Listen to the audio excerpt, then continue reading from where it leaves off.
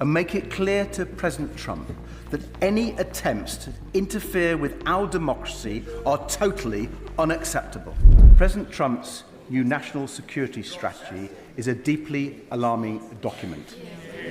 Quite apart from the irony of President Trump accusing others of trampling on basic principles of democracy, it repeats far-right tropes of civilizational erasure and threatens that the US government will cultivate resistance in Europe.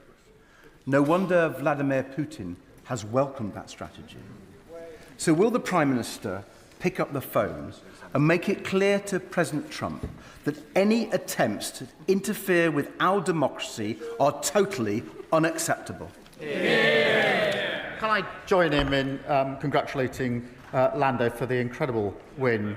I went down to Woking on Monday to see some of the team at McLaren, and they're all wearing the pride that brought with them. On the question of Europe and President Trump's comments, what I see is a strong Europe, united behind Ukraine and united behind our long-standing values of freedom and democracy, and I will always stand up for those values and those freedoms. And David.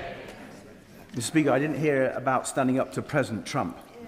And if we're going to stand up to President Trump, we do need to strengthen our ties with Europe, not just on defence, but on the economy too.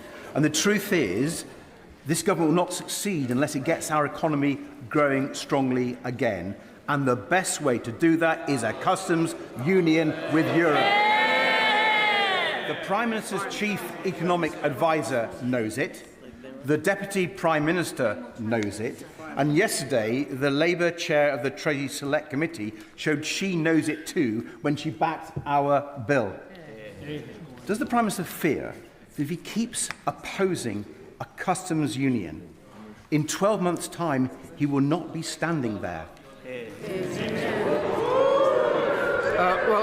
Mr. Speaker, we have got a close relationship with the EU through our reset earlier this year. And yes, I do want a closer relationship than the one we've got at the moment. We are moving towards that. We do have manifesto commitments on issues such as single market, customs union and freedom of movement. But I would gently point this out, that having now done significant trade deals with other countries, including the US and India, which are hugely important to the JLR workforce and on pharma, it is not now sensible to unravel what is effectively the best deal with the US that any country has got.